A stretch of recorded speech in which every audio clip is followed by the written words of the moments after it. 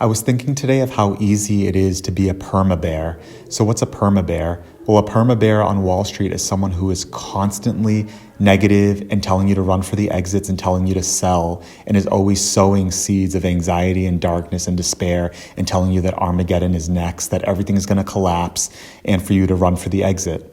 And this is a cheap thrill that they get. It's almost like a cheap dose of like a dirty high that they need to make other people scared, because humans are by default cautious beings. That's how we evolved.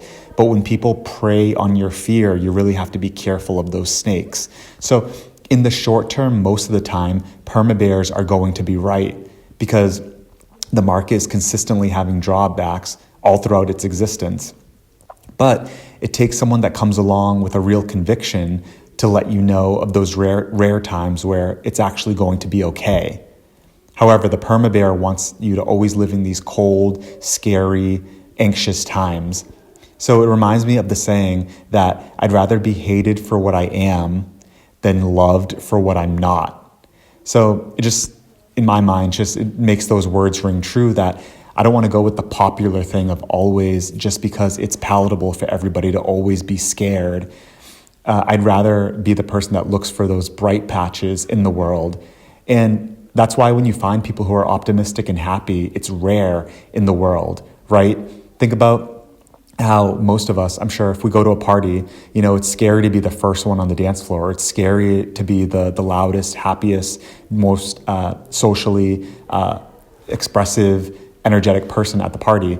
It's easy to be a wallflower. It's easy to be quiet. It's easy to shrink. It's easy to make yourself small in a corner and to have sad body language and to be alone and quiet.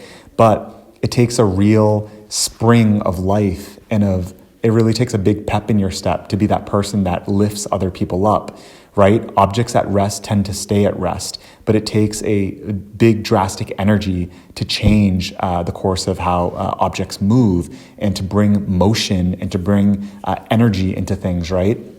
So I hope this thought experiment helps you, and let me know what you think about the fact that really just being permanently in a state of sadness and despair and darkness and making that the popular thing that you spread to other people, I feel like that's a cheap hit and a cheap dose for people who really need to get off on that.